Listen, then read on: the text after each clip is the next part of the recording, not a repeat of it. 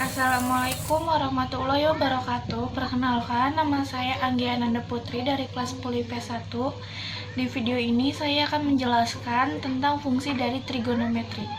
Ini saya akan menjelaskan tentang perbandingan trigonometri. Biasanya di perbandingan trigonometri itu yang dipakai segitiganya seperti ini, tapi tidak sesuai juga. Nah, ini di bagian depannya bisa dipersingkat menjadi D, di bagian miring dipersingkat menjadi Mi, samping dipersingkat menjadi Sa. Nah, ini rumus-rumusnya. Sin sama dengan depan bagi miring atau bisa dipersingkat menjadi D per Mi. Cos sama dengan Sa per Mi, tan dipersingkat menjadi D per Sa, kosek sama dengan Mi D, sek sama dengan Misa, kotan sama dengan Sade. Nah, ini contoh soalnya seperti ini. Selanjutnya, di perbandingan trigonometri itu ada yang namanya sudut istimewa. Nah, biasanya itu sudut istimewa dipakai jika sudah mendapatkan hasil dari perbandingan tersebut.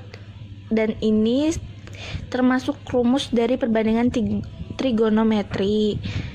Seperti contohnya sin di 0 derajat itu 0, sin di 30 derajat 1/2, sin di 45 derajat 1/2 akar kuadrat 2, sin di 60 derajat 1/2 akar kuadrat 3, sin di 90 derajat itu sama dengan 1. Begitupun seterusnya di cos, tan, sek, kosek, dan kotan.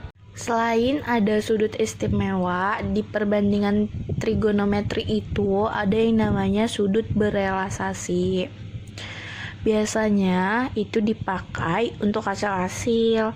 Nah, kalau misalkan hasilnya itu positif, biasanya itu ada di kuadran 1 dan kuadran 2. Yang negatif itu ada di kuadran 3 dan kuadran 4. Tapi itu nggak setiap harus sama seperti itu. Kita harus mengikuti sesuai contohnya. Nah, di sini kalau kuadran 1 itu dipakai untuk dari 90 derajat untuk sin, cos, tan, kotan, sek, dan kosek. Di kuadran 2 biasa dipakai dari 180 derajat. Kalau kuadran 3 itu untuk 180 derajat plus. Seperti contoh soalnya itu untuk 210, karena kita harus pilih yang paling mendekati.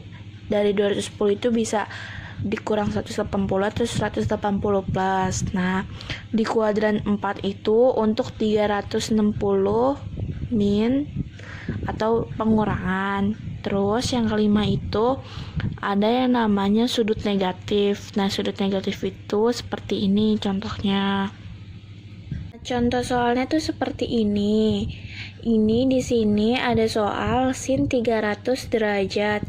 Nah, di sini kita memakai dari sudut berelasasi di kuadran 4. Di kuadran 4 itu tadi contoh rumusnya itu 360 dikurang dari hasil soal ini. Nah, gimana caranya buat kita dapat yang hasilnya 300? Jadi sin 300 derajat sama dengan sin dalam buka kurung 360 derajat dikurang 60 derajat tutup kurung. Nah, kenapa hasil keduanya itu min sin 60? Karena dipakai tadi dari rumus kuadran 4-nya itu, kalau hasil dari sin sama dengan min sin, terus hasil dari pengurangannya tersebut. Nah, hasil ketiga sama dengan min 1/2 akar kuadrat 3. Kenapa hasilnya min 1/2 akar kuadrat 3? Karena di sudut istimewa tadi, sin 60 derajat itu 1/2 akar kuadrat 3 dan itu rumus yang tidak bisa diubah. Nah, di contoh soal kedua itu ada cos 225 derajat.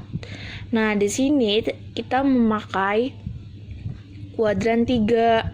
Di kuadran 3 tadi, cos itu ditambah dengan hasil hasil yang bisa mencapai 225. Jadi cos 225 derajat sama dengan cos buka kurung 180 derajat ditambah 45 tutup kurung. Nah, kenapa bisa hasilnya min? Karena di kuadran 3 itu cos sama dengan itu min cos. Jadi di sini sama dengan min cos 45 derajat. Nah, di hasil ketiga sama kayak tadi contoh soal yang di nomor 1. Di sini cos 45 sama dengan min 1/2 akar kuadrat 2. Kenapa bisa mendapat min 1/2 akar kuadrat 2? Karena itu rumus dari perbandingan trigonometri sudut istimewa. Nah, di nomor 3 ini kita nggak usah harus cari dia ada di kuadran berapa, karena di sini sudah jelas dia cuma menanyakan sin min 30. Jadi hasilnya dari min sin 30 itu sama dengan 1/2, karena di sudut istimewa sin 30 derajat itu sama dengan 1/2. Jadi kita tinggal memindahkan negatifnya saja. Cukup sekian dari saya, kurang lebihnya mohon maaf. Wassalamualaikum warahmatullahi wabarakatuh.